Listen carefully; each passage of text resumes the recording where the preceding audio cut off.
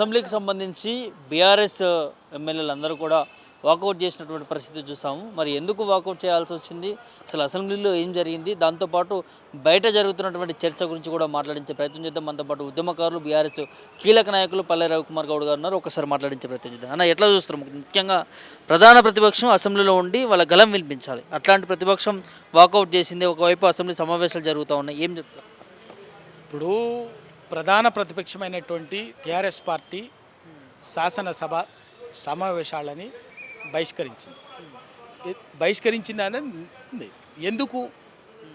శాసనసభ అనేది అధికార ప్రతిపక్ష సభ్యులకు అందరికీ సమానమైనటువంటి హక్కు ఉండేటువంటి సభ.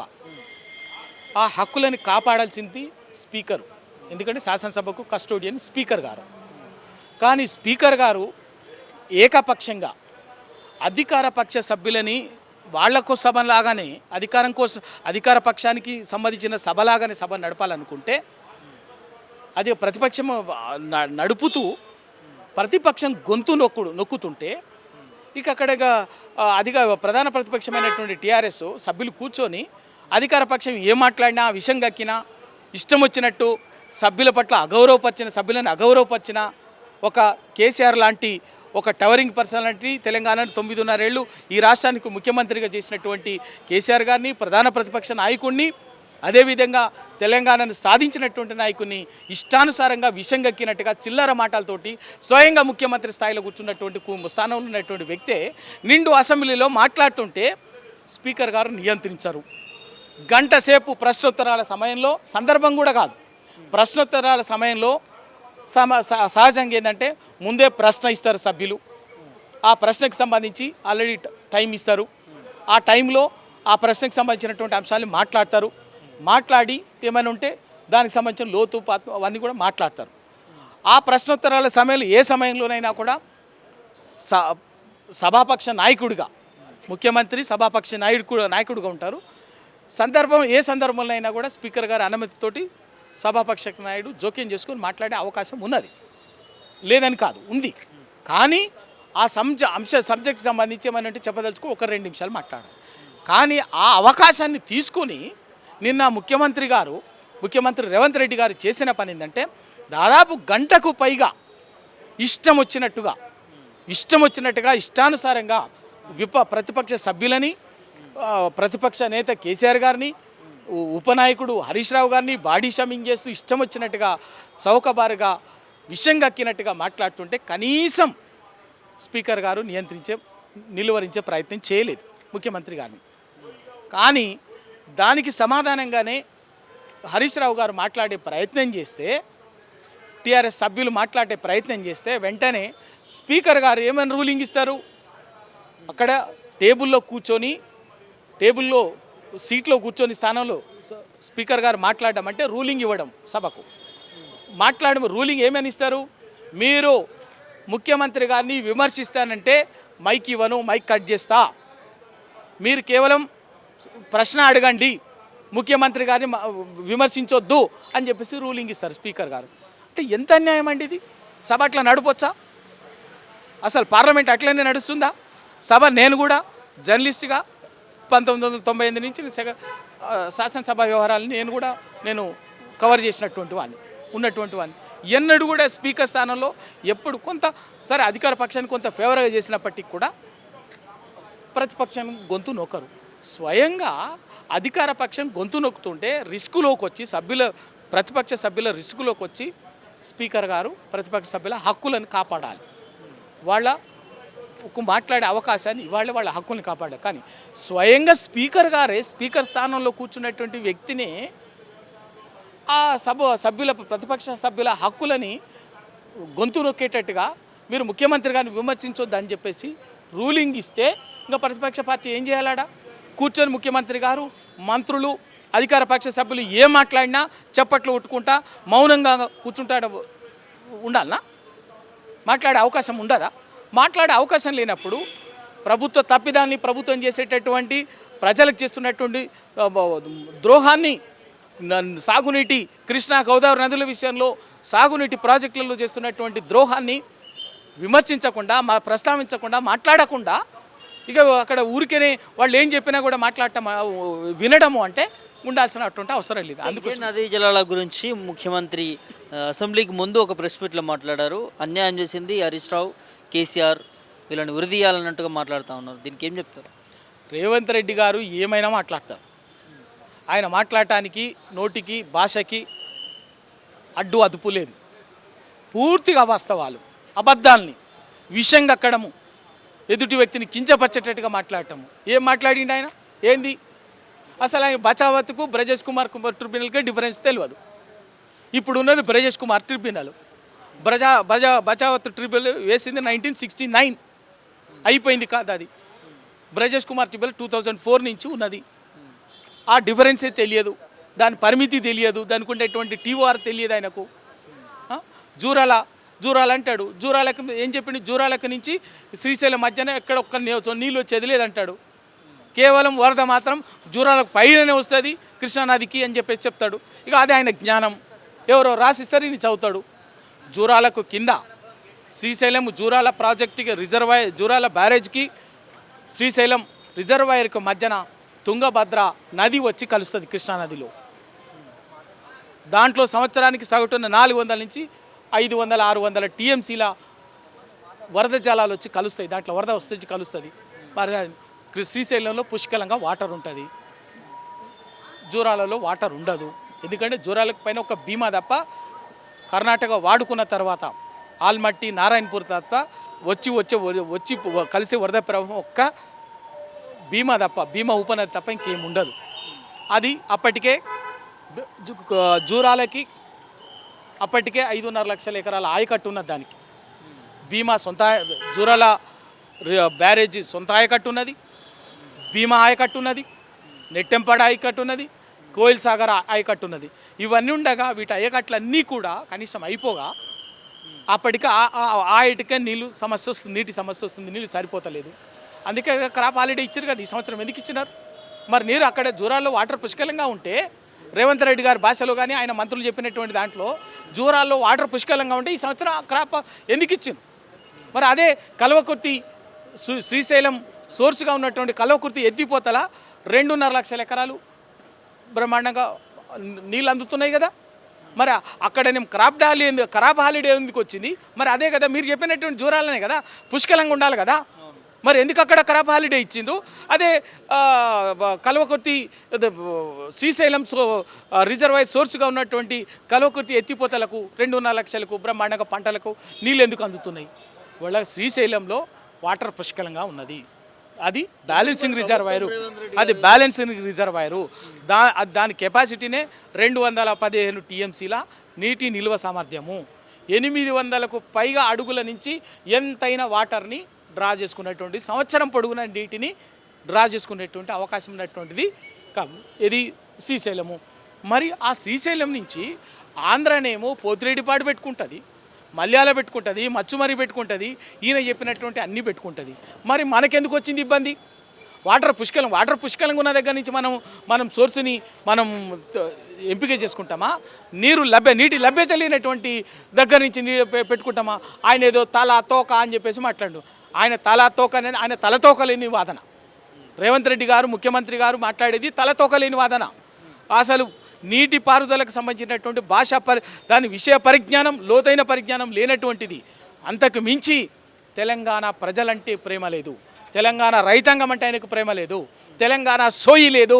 కేవలం తన రాజకీయ గురువు చంద్రబాబు నాయుడు కోసం బడేబయ్యి నరేంద్ర మోడీకి గోదావరి కృష్ణా జలాలని అప్పజెప్పడం తప్ప, ఆ అప్పజెప్పడం కోసం చేస్తున్నటువంటి ఈ ప్రయత్నాలు ఇవాళ రేవంత్ రెడ్డి గారు చేసేటువంటి ఈ ప్రయత్నాలని టీఆర్ఎస్ అడ్డుకుంటుంది. కాబట్టి ఆయన ఆ ఉడికిపోయి ఇవన్నీ ఈ చిల్లర మాటలు విషయం కాకుతున్నాడు తప్ప వేరే ఇంకేమీ లేదు. కేసీఆర్ బయటకు వచ్చిన తర్వాతే ఈ కృష్ణానది జలాలకు సంబంధించిన ఇష్యూ గత 15-20 రోజుల నుంచి కూడా చర్చ సాగుతూ ఉన్నది. అంటే కేసీఆర్ ప్రశ్నించకపోతే ఈ చర్చ ఉండకపోదు. అంతే కదా, మీరు చెప్పిందే నిజం కదా, మీరు చెప్పిన దాంట్లోనే వాస్తవం ఉంది కదా, ఇవన్నీ అదే కదా.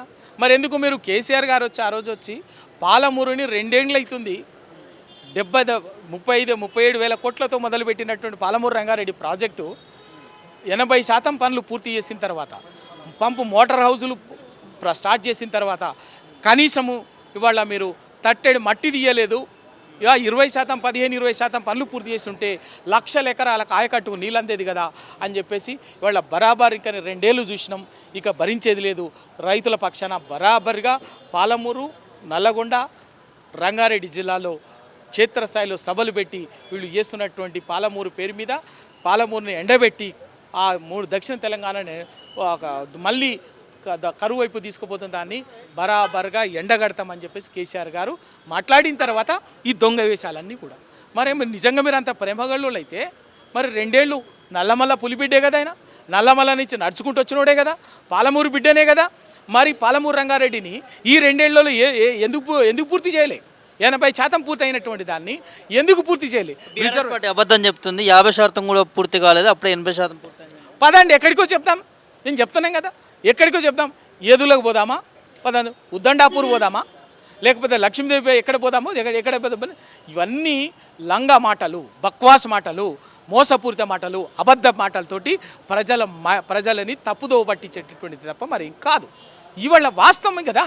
లేకపోతే ఇప్పుడు 50% పనులు పూర్తయితే 2023లోనే కదా పంప్ హౌజులు మోటార్లు ఆన్ చేసింది, మోటార్లు రన్ చేసింది 2023లోనే కదా, 23 ఆగస్టులోనే కదా.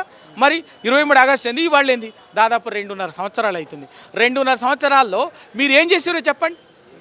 ఎస్ఎల్బీస్కి తట్టెని మట్టి తీయరైతిరి, 8 మందిని చంపితిరి, దాంట్లో 6 శవాలు ఇంకా ఇవన్నీ ఉండే. ఈ పాలమూరు రంగారెడ్డి డిండి ఎత్తిపోతల ఏం చేసారో చెప్పండి. ఇప్పటి వరకు 2 ఏళ్లలో పూర్తి కాకపోతుండేనా? ఇంత జరిగినటువంటి కావాల్సింది ఏంటి? డిస్ట్రిబ్యూటరీ కెనాల్స్, ఇంకోటి ప్రధాన కాలువ, మిగతాదంతా కూడా హెడ్ వర్క్స్ అన్నీ కూడా అయిపోయినాయి కదా. మెయిన్ ప్రాజెక్ట్ హెడ్ వర్క్సే కదా, హెడ్ వర్క్స్ అన్నీ అయిపోయినాయి. ఓన్లీ డిస్ట్రిబ్యూషన్ కెనాల్స్ అండ్ ప్రధాన కాలువ కొంత అక్కడక్కడ ప్యాచ్ వర్క్స్ కావాలి. వీళ్లకు కేవలం కృష్ణానదిని, గోదావరి నదిని చంద్రబాబు నాయుడుకు అప్పచెప్పడం కోసమే తన రాజకీయ గురువు. తెలంగాణ అంటే వీళ్ళకి ప్రేమ లేదు. వీళ్ళకు ప్రేమ ఉన్నోళ్ళు అయితే బరాబర్ తెలంగాణ మీద ప్రేమ ఉన్నోళ్ళు అయితే, వీళ్లకు ప్రేమ ఉన్నోళ్ళు అయితే 60 సంవత్సరాలుగా జూరాల, భీమా, కోయిల్ సాగర్, నెట్టెంపాడు, డిండి ఎత్తిపోతల ప్రతి ప్రాజెక్టు, కృష్ణానది మీద ప్రతి తెలంగాణకు సంబంధించినటువంటి ప్రతి ప్రాజెక్టు వివాదాల్లో ఎందుకు పెట్టిండ్రు? అంతరాష్ట్ర వివాదాలు, లేకపోతే పర్యావరణ వివాదాలు, లేకపోతే ఇంకో రకమైనటువంటి వివాదాలలో 40 ఏళ్ళుగా ఒకటి పెండింగ్లో పెట్టి సంవత్సరాలుగా పెండింగ్ ప్రాజెక్టులో పెట్టి తెలంగాణ ఉసురు తీసుకున్నటువంటి వాళ్ళు వీళ్ళు. కేసీఆర్ గారు వచ్చి ఆ విషవలయాన్ని ఛేదించి తెలంగాణకు నీళ్లు మళ్లించింది. సేమ్ గోదావరి నది అంతే. గోదావరి నది ప్రాణహిత చెవళ్ళు చెప్తారు కదా. ఎప్పుడు మీరు మొదలుపెట్టింది? 2000 మొదలుపెట్టినటువంటి వాళ్ళు 2014 దాకా రాష్ట్రంలో అధికారంలో ఉన్నది కాంగ్రెస్ పార్టీ, కేంద్రంలో అధికారం ఉన్నది కాంగ్రెస్ పార్టీ, మహారాష్ట్రలో అధికారంలో ఉన్నది కాంగ్రెస్ పార్టీ. మరి ఒక్క పర్మిషన్ అన్నది తెచ్చిరా? అంతర్రాష్ట్ర ఒప్పందం చేయించినరా? CWC permission తెచ్చిరా? ప్రాణి తెచ్చే వాళ్లకు ఏమి చేయరు. హెడ్ వర్క్స్ చేసారా? చేయలే. కానీ మొబిలైజేషన్ అడ్వాన్సుల పేరు మీద 3,000-4,000 కోట్లు దంచుకొని పంచుకున్నారు. వీళ్ళ పనులు ఏంటంటే ప్రాజెక్టుల పేరు మీద కాలువలు దవ్వుతారు, అంతే. కాలువలు దవ్వుతారు, రిజర్వాయర్లు కట్టరు, హెడ్ వర్క్స్ చెయ్యరు.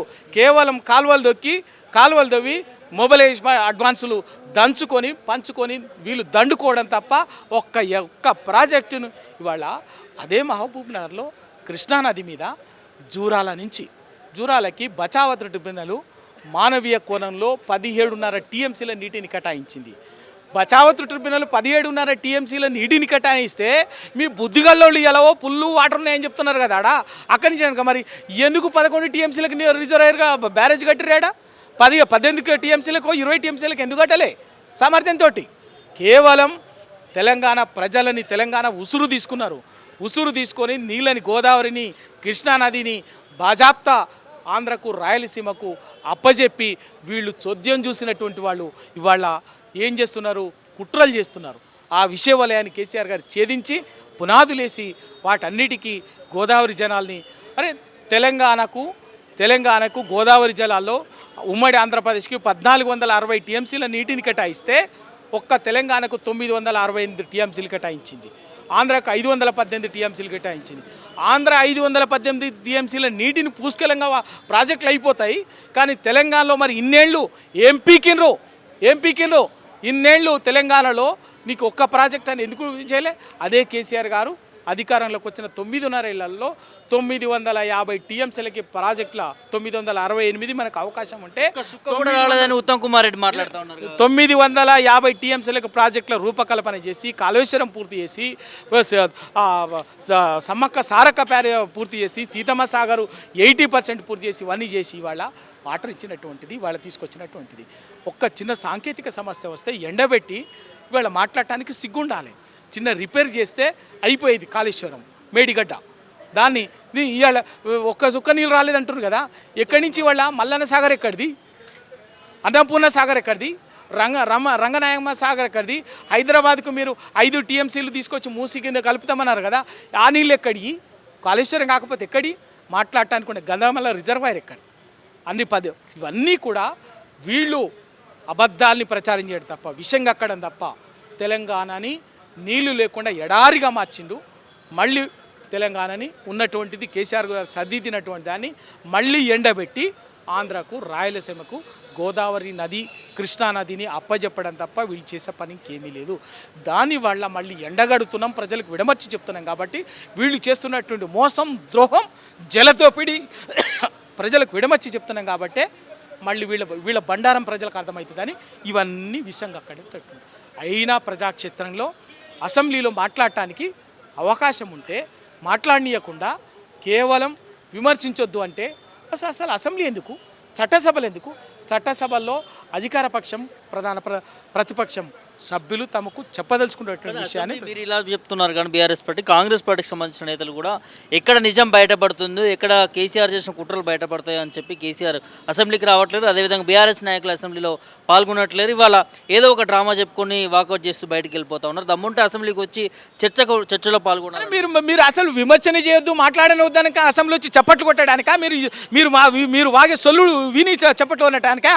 అధికార పక్షం, ప్రధాన ప్రతిపక్షం ఉండాల్సింది వాళ్ళ. అందుకే కదా మాట్లాడుతుంటేనే కదా మాట్లాడినది. స్పీకర్ గారితో ఏకపక్షంగా స్పీకర్ గారితో రూలింగ్ ఇప్పించి మీరు సభ నడుపుతుంటే ఇంకా అక్కడ ఎందుకు ప్రధాన ప్రతిపక్షంగా ఉండేది? ప్రజాక్షేత్రంలో తెలుసుకుంటాం, ప్రజలకే చెప్తాము. ప్రజా ఉద్యమం నుంచి వచ్చినటువంటి వాళ్ళం, తెలంగాణ కోసం నిటారుగా నిలబడి కొట్లాడినటువంటి వాళ్ళం. మీరు ఆ రోజు చేసిన పని అదే. ఆంధ్ర, సీమాంధ్ర, తెలంగాణ వ్యతిరేక శక్తులకు తొత్తులుగా పనిచేసి తెలంగాణ ప్రజలను తాకట్టు పెట్టి మీ రాజకీయం కోసం వాళ్ళ ముందు బానిసలుగా ఉన్నటువంటి వాళ్ళు ఇవాళ మీ బండారం మళ్ళీ ప్రజలు ఏదో అధికారం ఇస్తే మీకు ఇచ్చినటువంటి అధికారాన్ని ఉపయోగించి తెలంగాణ హక్కులు కాపాడే ప్రయత్నం చేయకుండా, తెలంగాణ గోదావరి, కృష్ణా నదీ జలాల్ని, తెలంగాణకు వస్తున్నటువంటి వాటిని కాపాడకుండా విషంగక్కి ఎందుకు ఆపిరు చెప్పండి?